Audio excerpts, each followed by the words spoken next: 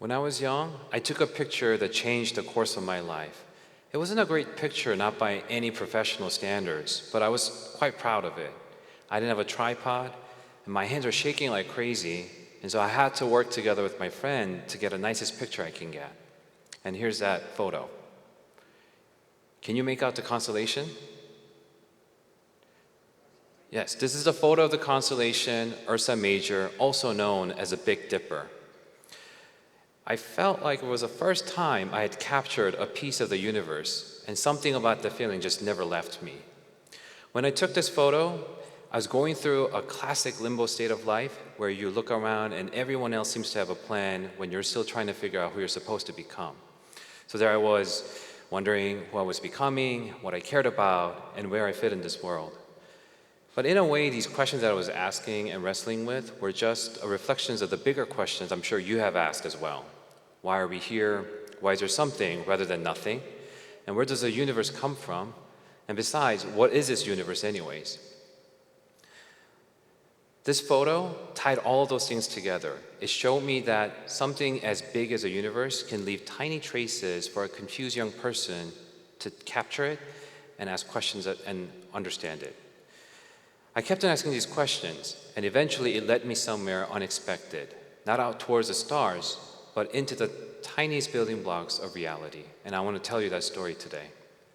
Humanity has always done extraordinary things in pursuit of understanding. We built ships to cross oceans, we built rockets to reach the moon, and today, to uncover the secrets of the universe, we build machines so vast that they stretch miles underneath our feet. These machines are in an underground tunnel, curving through bedrocks, passing beneath towns, fields, and even national borders. Our questions kept on getting bigger, and so did our tools. But something else grew too, our need to work together. We realized that exploring the smallest scales of the universe requires the largest collaborations humanity has ever attempted. This is what brought me into the particle physics.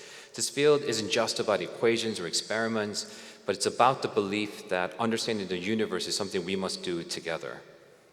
Today, the most powerful window into the subatomic world is the Large Hadron Collider, or LHC. If you ever heard a physicist say that we smash protons together, here's what that actually means. In a 17-mile-long underground tunnel, we accelerate protons until they're moving at 99.999999% of the speed of light. Then we crash them together with extraordinary energies, and for a brief moment they turn into pure energy, like little tiny fireballs recreating the conditions of the universe trillionth of a second after the Big Bang. Einstein has told us that E equals mc squared, and that means that energy can turn into mass. So inside those pure energy fireballs, that's E, undiscovered new kinds of particles, that's mass m, can flash into existence. One of those particles that we recently discovered is a Higgs boson. Higgs boson, once they're produced, they live for a brief moment and then they decay away. But our detectors can take a picture of their traces. This newly discovered Higgs boson is really a ripple in the Higgs field, an invisible field that fills the entire universe. And when we create those fireballs, we are causing a ripple in this Higgs field to produce the Higgs boson. And every particle that we know interacts with this field directly or indirectly. Some just glide through it easily, they become light. Others get slowed down, they become heavy. Without the Higgs field, all the particles that makes up everything we see around us would all become massless, whizzing through space at the speed of light, unable to slow down, unable to settle, unable to find one another to form atoms or molecules. No atoms would form, no stars would ignite, no life would appear, and you and I would not be here. This is why the discovery of the Higgs boson was so profoundly important for our understanding of the universe. But this discovery wasn't just a scientific triumph. It was a triumph of human collaboration. Thousands of scientists from all around the world, all speaking different languages from different culture, were all working towards a single shared goal.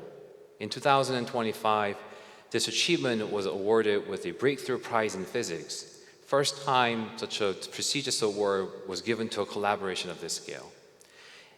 It was a reminder of something simple but profound, that the universe isn't understood by lone geniuses working in the dark, but it's understood by communities, by people who are willing to build something together that none of us could build alone.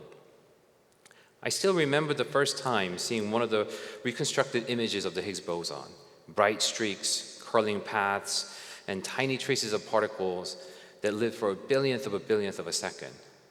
It reminded me of the childhood photo Ursa Major. Both were images of the universe revealing a piece of itself, one at a cosmic scale and one at an unimaginably tiny one. So in a way, these powerful particle colliders were answering some of the questions I had carried with me since I was young. One's about who I was, where I fit, and what kind of universe I lived in. But these images didn't just lead me to answers, they show me a road ahead. They show me that to truly understand these questions more deeply, this was a road I needed to walk. You see, the discovery of the Higgs boson immediately opened up a deeper puzzle. A moment earlier, I told you that the Higgs field fills the entire universe and every particle we know interacts with it. But here's a part that stops a physicist in their tracks. This field doesn't switch off. It doesn't rest at zero like most other fields naturally do. Instead, it fills all of space with a constant non-zero value everywhere all the time. And this brings us right back to one of those oldest questions we ask as humans. Why is there something rather than nothing? Because if the Higgs field had chosen zero, there would really be nothing. No masses, no atoms, no chemistry, no stars or planets, and not even a possibility of life. But the Higgs field didn't choose zero. It chose a particular value that makes everything that we see around us possible. This is why the discovery of the Higgs boson was just the beginning. It is as if the universe had balanced itself on a strange floating stone, stable, but barely, and we're left wondering what's keeping our universe suspended. Imagine walking through the forest and finding a giant boulder hovering 3 feet off the ground, perfectly still, perfectly balanced. I mean, you would have questions.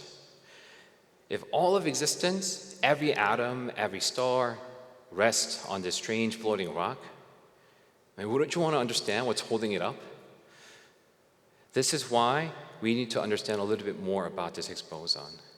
And to really understand what's keeping this universe, and why it chose a delicate configuration, we're going to need more than the efforts of any one lab or any one nation or any one generation. We need a bold new direction built by global communities willing to work together on questions whose answers may not arrive in their own lifetimes.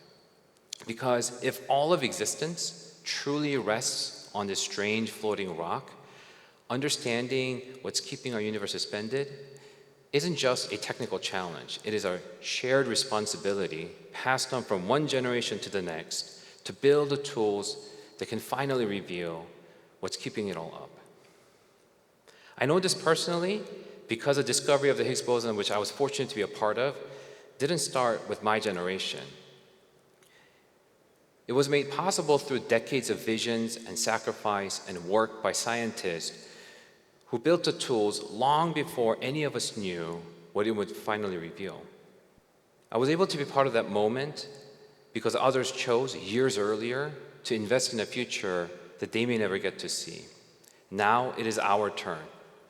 We are standing at the same kind of frontier that they once did, facing questions that we cannot yet fully answer, but facing also the next steps that we must take that will shape the future discoveries that we may never personally witness.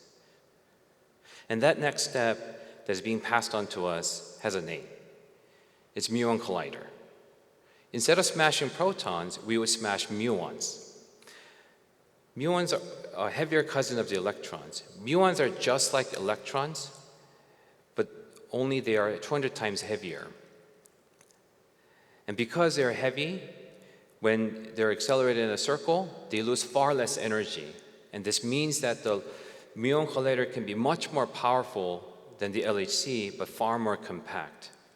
And you might be wondering, is this muon yet another abstract idea only physicists talk about? The truth is quite the opposite. Muons aren't abstract at all. In fact, they are going through you right now. Constantly, at every second, high energy particles from outer space hits the atmosphere molecules, produces the muons that passes through this building, through your body, and through the ground. And we can detect them every day. Instruments like these constantly record muons streaming through us, turning something cosmic and invisible into something we can literally measure in our lab. And Muon Collider would take these ghost-like particles and turn it into an ultimate scientific tool. But what excites me the most about it is what these collisions would really give us. Through these collisions, Muon Collider would let us take an entirely new kinds of pictures of the Higgs field itself. And this picture would be clear enough to be able to make out whether the universe truly rests on this strange floating rock or some deeper structure is holding it in place. But building it won't be easy. We need to produce enormous number of muons. We need to focus them into beams. We need to accelerate them to the nearly speed of light. And we need to do all of that before they decay away in microseconds. These challenges are so difficult that it requires a global collaboration. And this is why I find it so inspiring, because it forces us to dream bigger, to collaborate, to invent, and to reach. And this is not just for us, but it's for the future generation. This is why many physicists call it our muon shot, a deliberate nod to the moonshot that defined a generation. Muon Collider isn't just a machine. It represents who we are.